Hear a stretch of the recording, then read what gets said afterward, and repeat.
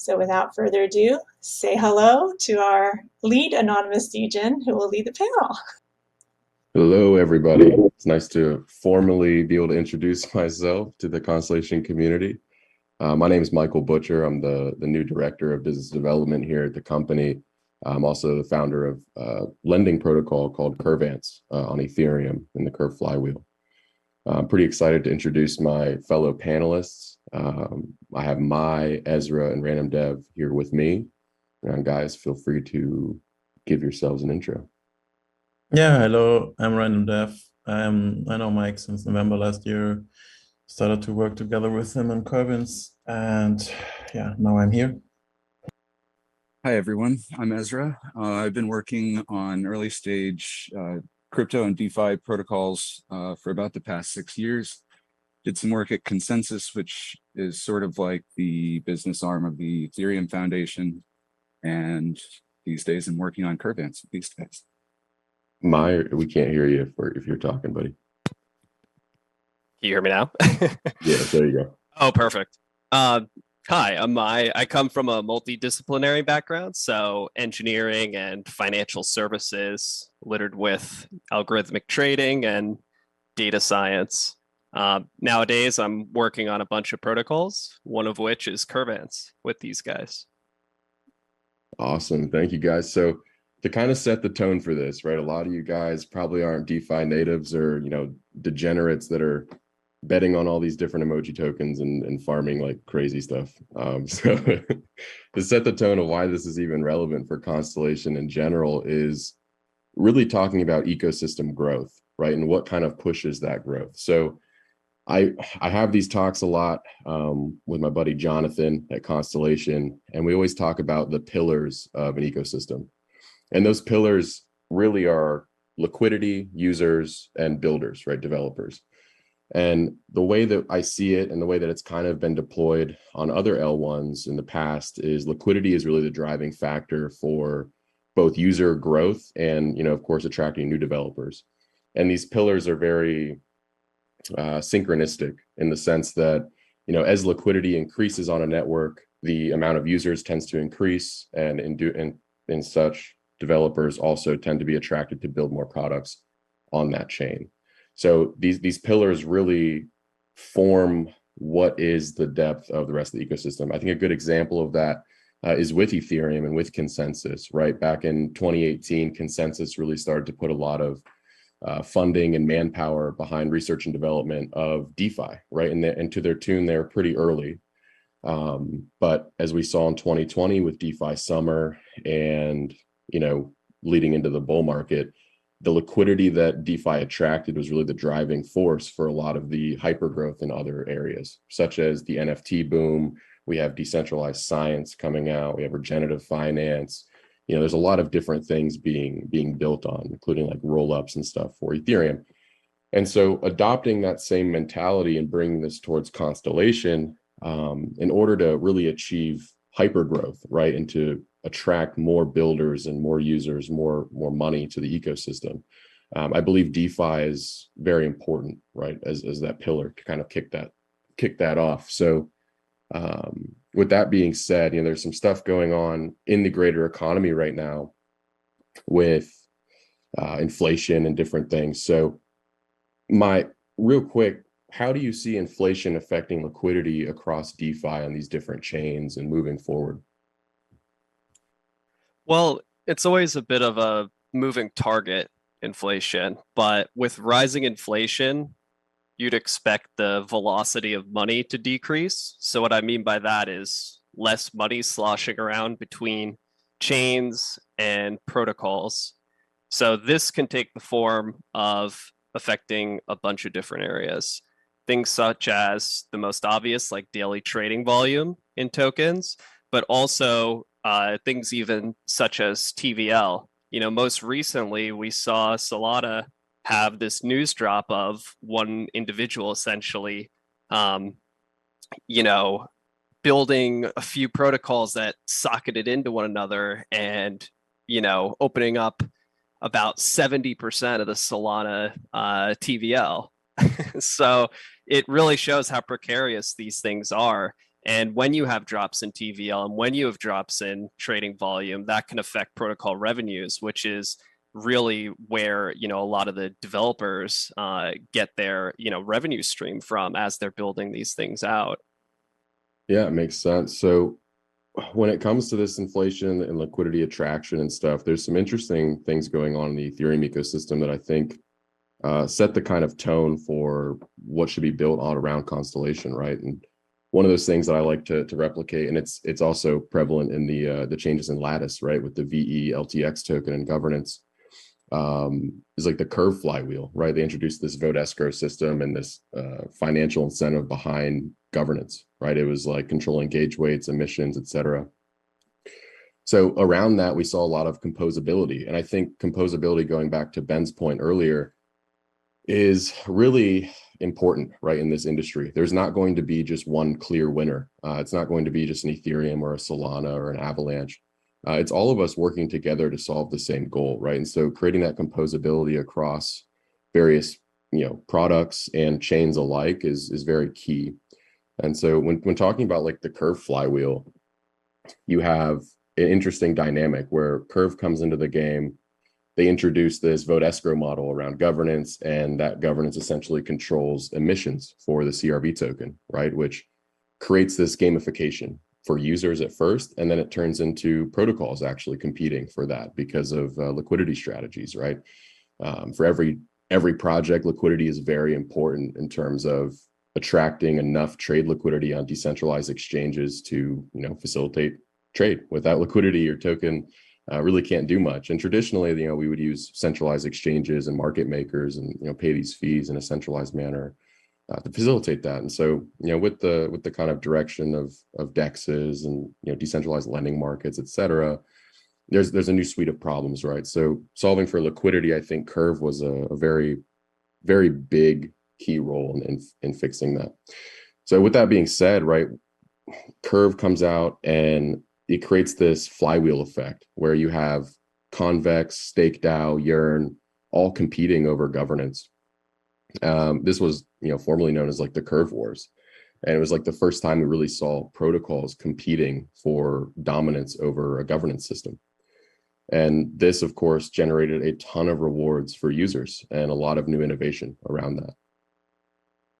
So with that being said, you kind of have Convex, Stake DAO, Yearn competing, and Convex comes out as the clear winner with kind of siloed tokenomics, you know, really directed to solving one specific problem. So this generated, in the first 3 months of Convex being live, over $19 billion of users' deposits, total value locked on the ecosystem. And to this date, you know, well over $400 million in user rewards from various liquidity emissions, et cetera, which is very powerful, right? And like having something like that to attract liquidity and retain it really boosts the ecosystem. Mike, do you have anything to add to that? Yeah, you know, I think you just highlighted really well there that, you know, this isn't really zero sum, right? When one protocol is winning, that doesn't mean every other protocol loses. And, you know, the creation of, as you said, the Curve Wars and Curve and the flywheel, it's created very cheap, you know, exchanges between tokens with only 8 bips per transaction, which generally is very competitive versus centralized exchanges.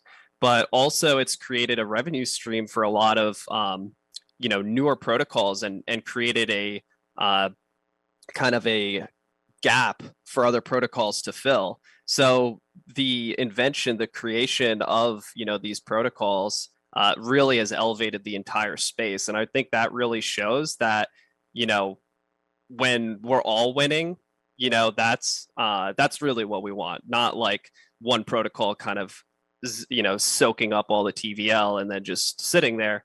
You know, by working together, we can really elevate the entire space. Yeah, I completely agree. What's interesting out of the result of the Curve Wars, right? You started to see protocols get more efficient in both attracting token liquidity, but also retaining user liquidity. And I think that's extremely important when thinking about like the inflation stuff we mentioned earlier. protocols such as like Silo Finance, for example, right? They wanted to incentivize more users keeping their liquidity on their lending platform. And to do that, they basically made it so if you wanted to earn additional rewards on their dApp, you would have to actually have an active loan, right, as a collateral loan position. And by doing that, it makes it so the user's money is essentially locked in right until they pay that loan back, in such creating a version of sticky liquidity, incentivizing that liquidity or that action that the results in sticky liquidity. So I think that's also important to kind of note as a result of this, and seeing the innovations around different things. Velodrome, I think, is another example on Optimism that are doing these sort of things. And we've taken that to heart at Curvance, and we're reflecting a lot of these new products in our MVP build, which is really the goal of Curvance itself, right? And for those of you who don't know, is to basically unlock all of this liquidity that's sitting there. It's kind of completing this cycle where users are depositing liquidity on Curve, and then maybe they're going to Convex to earn additional yield from that second layer. We're kind of sitting on top of all that as like think of it like Lego blocks. We're like the third Lego block on that stack, and basically we're allowing users to collateralize those LP positions. So the liquidity that's sitting there, they can lock it and borrow stable coins against it from various partners. Like we're partnered with Frax Finance for an AMO to inject lending liquidity. And this kind of creates what's called capital efficiency, right? Where you can be yield farming and providing liquidity to an ecosystem while at the same time being able to access that liquidity. So it's not completely locked up, And this was a big driving factor in like centralized DeFi with like projects like Nexo and Celsius, which we've all seen how that kind of that kind of stuff ended up turning out. But by decentralizing it and making it permissionless, you remove a lot of those risks. And I think actually that's a decent segue when talking about risks, when talking about Constellation and what we believe as Mainnet 2 rolls out, what the benefits of that are from a developer standpoint, from a builder standpoint.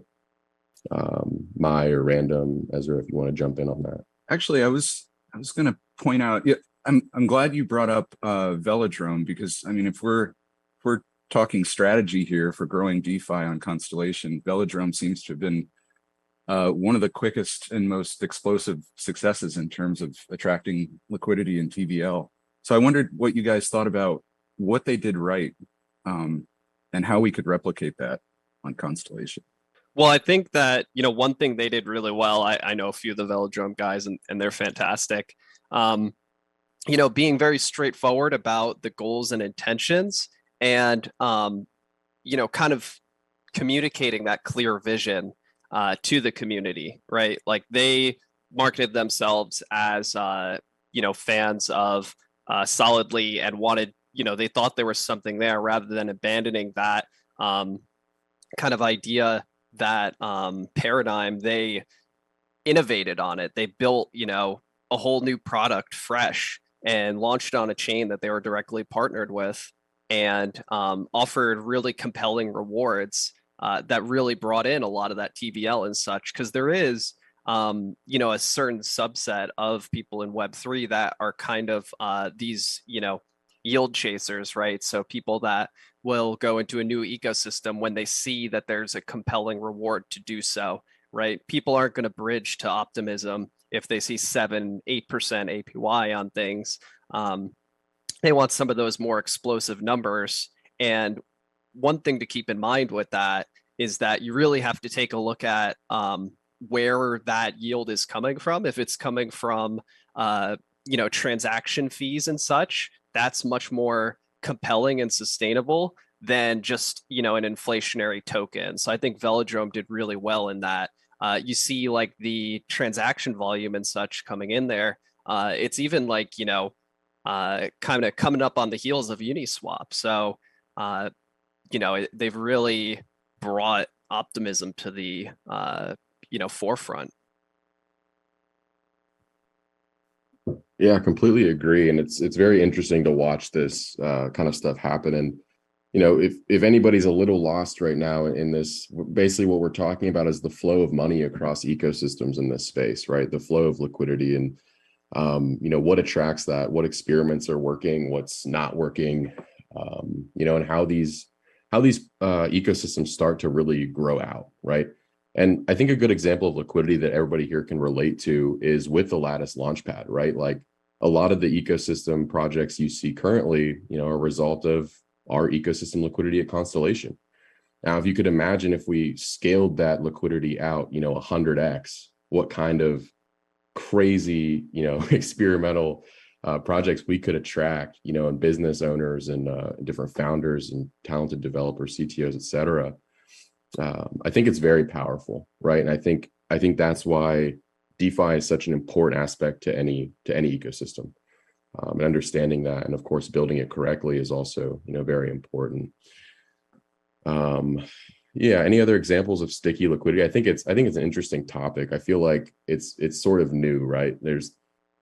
I guess I have an example, right? So one cool thing is like Olympus DAO with the bonding stuff. I'm always fascinated by this, and I bring it up a lot internally with the Constellation team.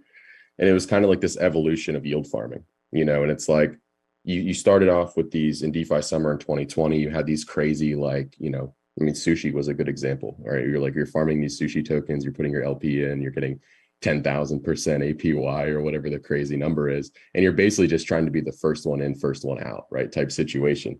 And it was very like mercenary like. And by mercenary, I mean like these protocols were, increasing their inflation by crazy numbers, right? Causing the token prices to crash for the simple point of attracting liquidity. And what that caused was at the end of it, you had a token price that was essentially bottomed out, and you had, no liquidity left, because once that token price was bottomed out, there was no more incentive. So users would then flee. They would go to the next, new shiny project to put their liquidity there. And really with Olympus DAO, outside of the rebasing and all the crazy stuff that was going on there, one innovation that came from that was the bonding aspect, which was kind of this evolution on yield farming. And it was essentially, look, protocols have a problem of we need to attract and retain liquidity for the life of the project. Users had this situation where they want to optimize yield, right? They want to be rewarded for participation. And so the answer to that from Olympus DAO was to open up bonding. And it was essentially, hey, you can give us the LP token that you would normally stake and farm, our tokens with. You'll transfer those into our treasury, and in exchange, we'll give you our token. In this case, it was Olympus token, right? Ohm. And it'll be bonded over, say, a 7-day period, right? So in 7 days, you can claim, Ohm at a discounted market price, 10% below market value at today's standing. So it created this arbitrage opportunity for investors to come in and, start moving their liquidity in. And it gave the protocol the opportunity to control the inflation that they were admitting, and also retain that LP. Even after Olympus's price crash, they still have one of the largest cash treasuries in all of crypto. I was just checking it the other day. It's about $330 million. And a lot of that is stable coins and their own LP. They own 99% of their liquidity tokens, which means they generate revenue every day based on the trade volume of people swapping in and out of their token.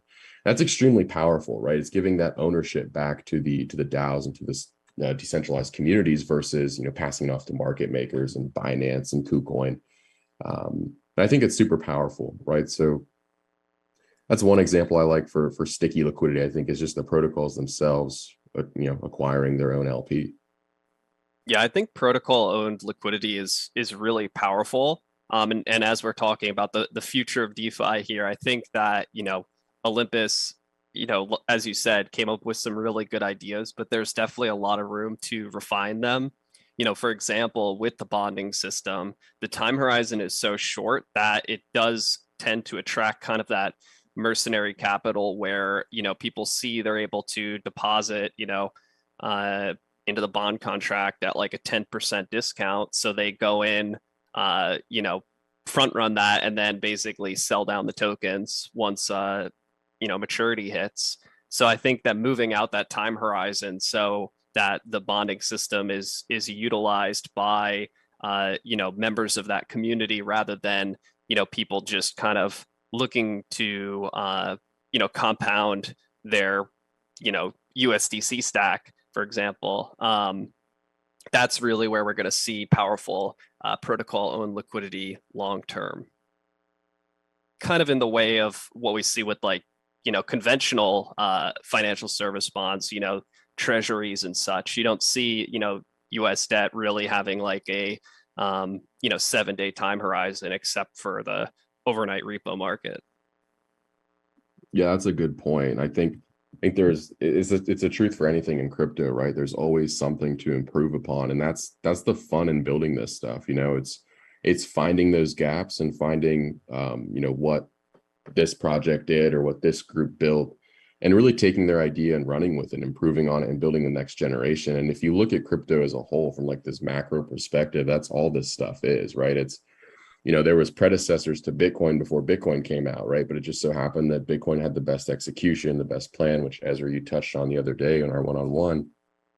And it's really just the evolution of all this stuff. Ethereum is the evolution of Bitcoin. The developers wanted to do more cool stuff with it. They couldn't get it past their Bitcoin, so they ended up creating Ethereum. Now you have smart contracts, right? And then the list goes on. And eventually Constellation comes around and says, oh, we have this new way of, processing data, in these different things. And it's the state channels, the evolution of the smart contract. So this whole space is built upon, the other predecessors and the other ideas, and creating composable products and, really driving that forward is key, I think. And what I mean by that really is the best thing that can happen for you as like a project founder or as a developer is to release a product and have it resonate with somebody or some group of people, and they pick it up and they take it even further than what you were able to do. And I think that's really what all this is about at the end of the day. We're all trying to drive for this decentralized future where inclusion is rewarded, and, there's shared ownership of economy. And that's so important on a grand scheme of things. And I feel a lot of times it's lost in the noise. A lot of times it's like, competition. It's, Solana's doing this, or they failed here. Well, rather than shooting them while they're down, maybe we should, take a look at why they failed. What happened? How did this wallet hack happen? How did this bridge hack happen? How can we improve for the next product so this doesn't happen again? Yeah, I think that's a great, message to really hammer home, is that, a lot of L1s and L2s in some weird way, even though they're roll-ups, have been marketed as these Ethereum killers. Oh, no one's going to execute stuff on, Ethereum mainnet and such, which really isn't what we want, right? Like it's not a zero-sum game. I think everyone could really win here. And I think the future would be best if, Ethereum sees use, and Solana sees use, and Constellation sees use, and all these different networks, build together and cross-pollinate talent and, strategies and protocols. That's really what's going to push Web3 forward, not trying to, kick everyone else down, as you said. I think what's also interesting for new developers is since this ecosystem is still so very niche, it's full of low-hanging fruits for developers to pick them and just build something useful, which goes back to what Ezra asked in the earlier. What did Velodrome right? They basically fixed a broken product, which people would have loved to use, but it was broken, which was solidly, and they picked it up and just fixed it, deployed it on a different layer, and people started using it like crazy because it was initially a very nice idea, just badly executed, and they just did it right. So the space is full of opportunities that way. Yeah, 100%. That's a great point, right? And I've always said this when, especially looking at what's on our plates at all times in this space of building, there's more opportunities than there are people to build them right now. And I think a good driving force for anybody that's sitting on the outside, maybe you're just an investor right now, or maybe you're interested in this stuff, but you're not quite there, is take that leap. There's so much opportunity for not only wealth, but genuinely making the world a better place and building really cool stuff with really cool people. I think if you're on the fence, jump out, man. Get on the development train. If you're not a coder, there's other areas. I tried to learn how to code. It was a nightmare, and I ended up finding my calling in the business development side and structuring different deals between these protocols and making things work and understanding how the money flows. And there's something for everybody to do in this industry, and I think it's important that more people join. I think we're about ready to open it up for some Q&A as well. With that being said, so If anybody has any questions you want us to dig in on, revolving around DeFi or liquidity or, what have you, feel free to shoot them out. Okay, we got one question here, which is, what is the greatest threat to DeFi given the current state of things? Well, I think I'll let you take it if you want to, man. Yeah, I was thinking about this the other day when we saw, back to back, the wallet hack as you highlighted, and Nomad getting drained. And I think that, one of the main things that I see currently is that there's a trade-off of comprehensive security for kind of speed, getting to, both getting to market more quickly, as well as reducing gas overhead. So, you think from kind of like a Web 2 sense, a lot of systems have multiple checks in place to make sure that, there's no opportunity for, bad actors, nefarious individuals to take advantage of the system. And, we really continually see these single points of failure time and time again. The biggest threat to me is some of these bigger protocols that have a host of TVL, like bridges, like lending markets and such. If they just have a single point of failure, the incentive is so massive that they're just continually going to get scrutinized, by bad actors that want to, essentially, drain the protocol and such. And every time that happens, people's confidence in not only obviously that project, but projects of that nature, or even the ecosystem, gets chipped away. So I think it's really important that, there's a responsibility to these, premier protocols that see a lot of use to make security of the utmost importance, so that people's, assets are safe and that people can really implicitly trust that protocol, right? Because we really don't see that currently. There's very few protocols that people feel comfortable just parking their capital in indefinitely. And we really need to get there.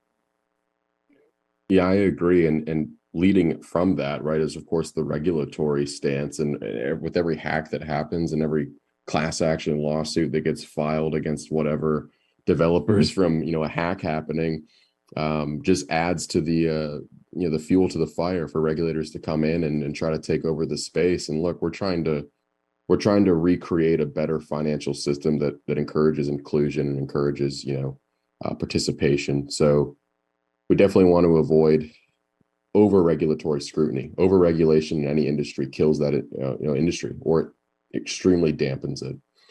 I believe, well, my beliefs are a little bit different. I'm pretty libertarian on the front of regulations in that sense, but I think light regulation is fine. But we want to avoid overregulation. I think the best way to do that is to do what Maya is saying, which is take security to the utmost importance and not let these bad actors in. Okay, we got another question here. So it says, can the panel comment on STOs, AMMs, and DeFi? How do you see the markets embracing this field?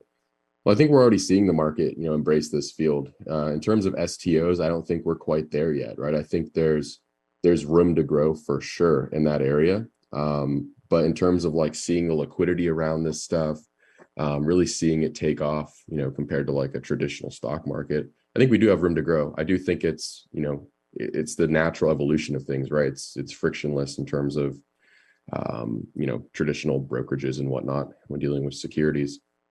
For AMMs and DeFi, there's been a lot of adoption, right? And it goes through phases, and just like anything in this space, and in any space, any industry, there's growing pains, right? And we're seeing that with like we said, the hacks, with the regulatory scrutiny, with some development processes being figured out on the fly, and that the reality is you're dealing with people's money, right? Like if you're sitting in a liquidity pool, that you have your money on the line, and those are real people's real dollars.